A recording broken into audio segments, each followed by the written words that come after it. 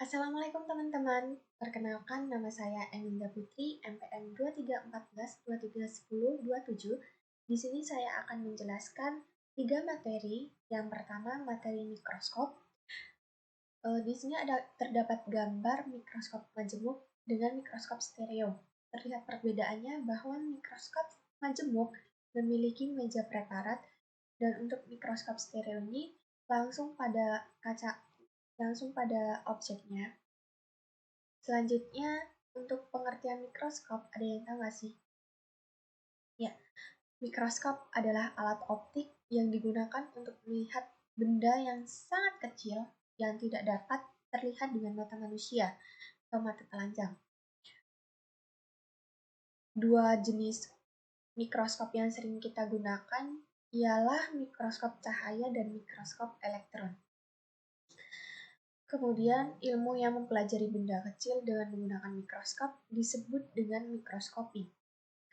Ya, teman-teman, di sini terdapat gambar mikroskop elektron, tetapi yang akan kita pelajari saat ini adalah mikroskop cahaya.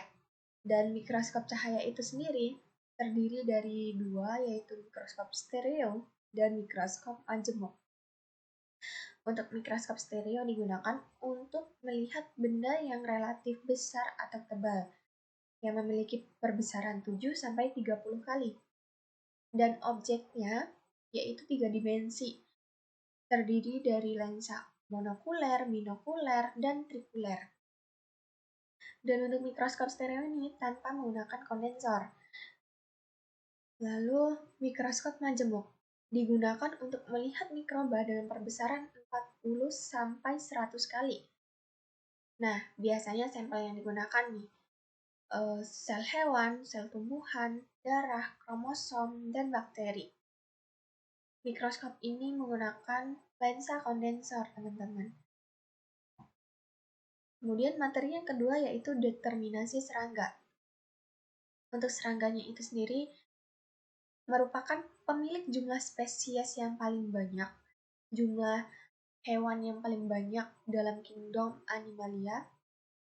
Salah satu cara untuk memudahkan proses identifikasi makhluk hidup ini adalah dengan menggunakan kunci determinasi. Ada yang tahu nggak nih apa itu kunci determinasi? Dijelaskan di sini bahwa kunci determinasi adalah cara atau langkah untuk mengenali organisme dan mengelompokkannya pada takson makhluk hidup. Selain itu, kunci determinasi atau kunci dikotom juga diartikan sebagai alat uraian keterangan tentang ciri-ciri makhluk hidup yang disusun berurut, mulai dari ciri umum hingga ciri khusus untuk menemukan suatu jenis makhluk hidup. Lalu di sini terdapat metode yang pertama yaitu bacalah dengan teliti kunci determinasi, mulai dari yang pertama dari nomor 1. Kemudian cocokkan ciri-ciri tersebut pada kunci determinasi dengan ciri makhluk hidup yang diamati dengan serangga yang kita akan amati. Apabila pada kunci determinasi tidak sesuai dengan ciri makhluk hidup yang kita amati, kamu dapat beralih pada pernyataan berikutnya. Kemudian, apabila pada ciri determinasi sesuai dengan ciri makhluk hidup yang diamati, catat dan beri nomornya.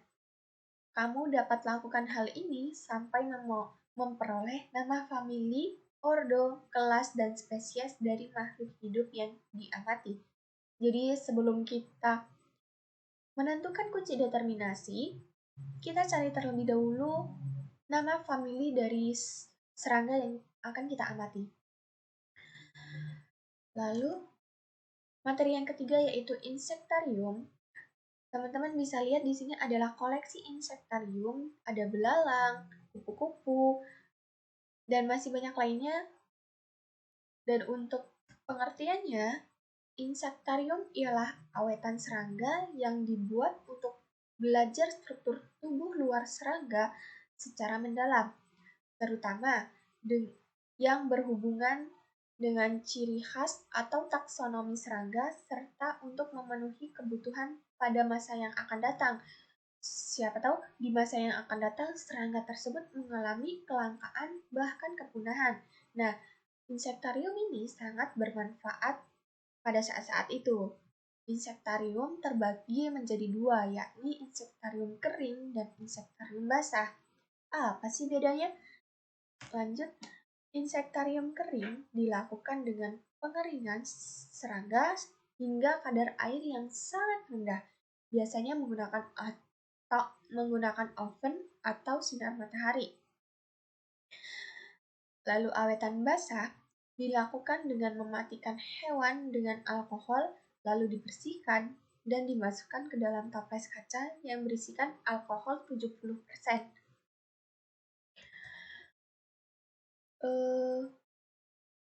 Insektarium ini memiliki kelebihan dan kelemahannya. Untuk yang kering, insektarium kering ini kelebihannya yaitu lebih mudah pembuatannya karena hanya melalui pengeringan saja, teman-teman. Dan untuk awetan basah juga memiliki kelebihan, yaitu kelebihannya spesimen yang diawetkan tidak kehilangan sifat-sifat aslinya. Nah, kelemahannya tentu saja jika ada kelebihan pastinya ada kelemahan. Nah, kelemahannya ini untuk awetan kering sedikit lama menunggu karena memakan proses pengeringan yang memerlukan waktu. Nah, misalnya kita menggunakan sinar matahari, tentu saja kita harus menunggu sampai serangga tersebut kadar airnya berkurang sampai benar-benar kering, tetapi jangan sampai kehilangan kayak anggota badannya, sayapnya robek, kakinya patah, dan itu jangan sampai terjadi, teman-teman. Awetan basah kelemahannya itu memerlukan persiapan yang matang dan diperlukan keterampilan khusus agar tidak terjadi kesalahan praktikum.